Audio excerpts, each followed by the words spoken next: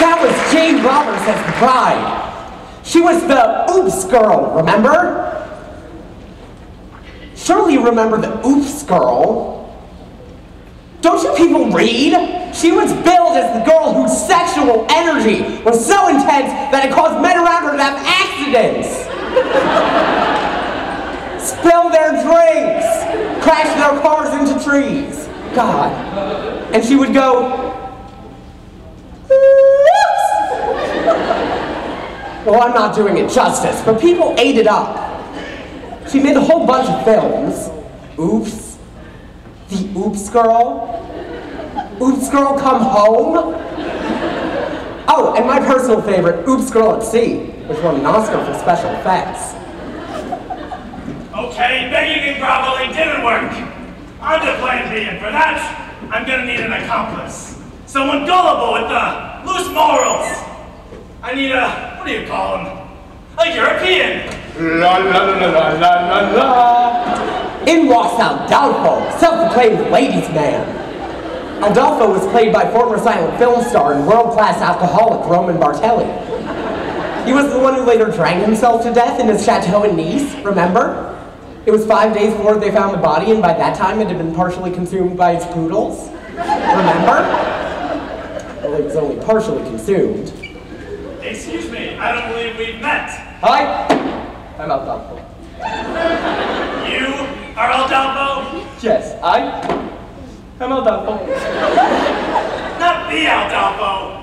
Yes, I'm Aldolfo. That's funny. You don't look like a scoundrel. Yeah. What? Why, just now I overheard the groom saying that Aldolfo was a scoundrel. I just heard him say that. What? Aldolfo a scoundrel? Those very words. Aldolfo is a scoundrel? It's like I'm hearing it again. This is outrageous! He is saying this to peoples! To beautiful ladies with their breasts for making love! Why? I must. You must. You must take matters into your own hands, Aldolfo.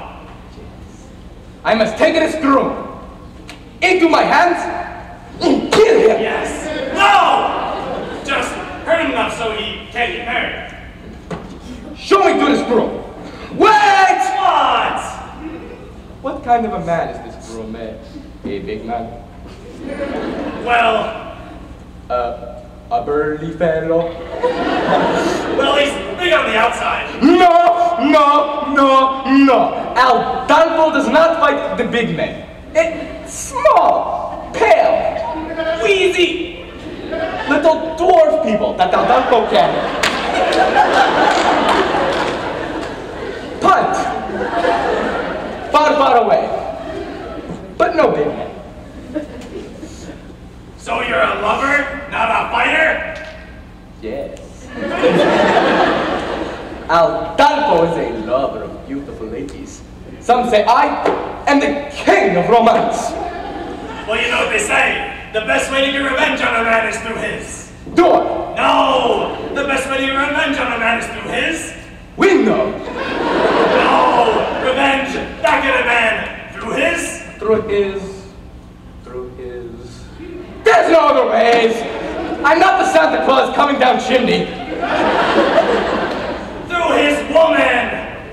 Ah, through his woman. Yes, Aldolfo, you must seduce his woman. Woman. His bride. Aldolfo will make love to the bride. That will show peoples Aldolfo is no scoundrel. Show me to his bride. Wait! What? What kind of a woman is this bride? A big woman? A burly woman? No! She's the cat's pajamas. Pajamas? She's a looker, an attractive woman. Ah, show Aldolfo to this cat in pajamas. Aldolfo will make her purr. Stop that! Like a cat in pajamas. Roman Bartelli,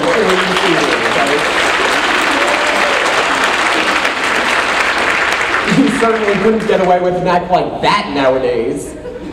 Contemporary audiences consider themselves too mature for broad racial stereotypes, so we banished them to Disney. And the children sold it out.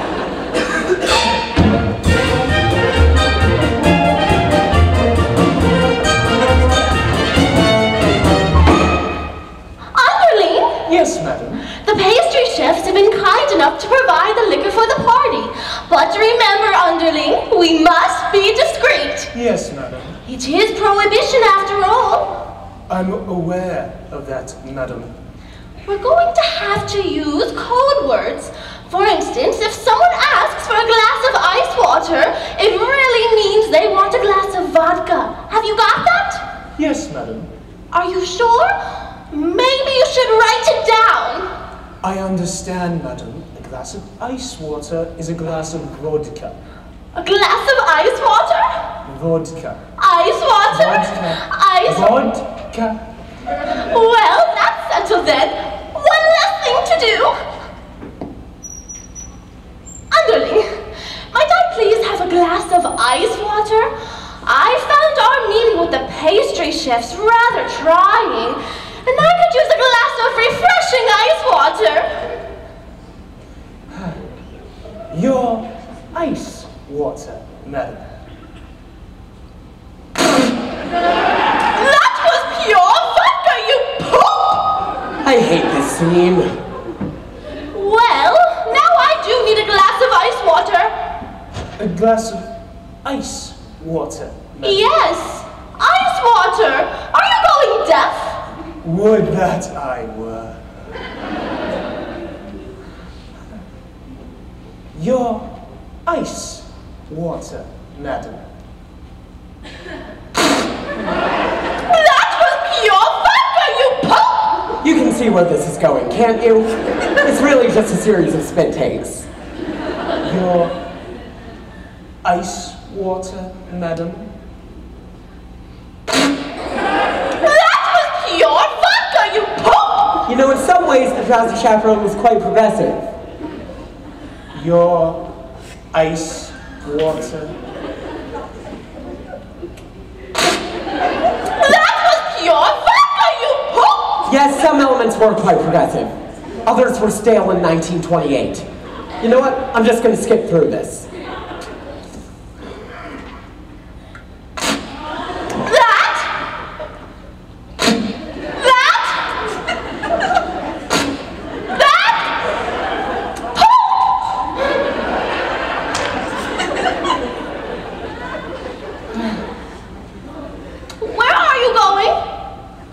Find some lime juice. Lime juice? For heaven's sake, why?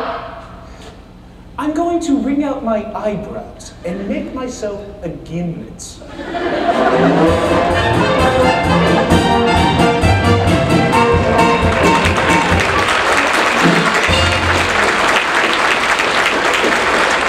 Now, you're probably thinking to yourself, what was that routine doing in the show? Well, it's very simple. There's a song coming up and they needed something to allow for the set change. It's mechanics. It's like pornography. Let me explain what I meant by that. In pornography, the story is simplistic. How do I pay for this pizza, being the classic example? Anyway, my point is that as in pornography, the story exists only to connect the longer, more drawn out production numbers. What? What kind of society do we live in if we can't discuss the similarities between pornography and musical theater?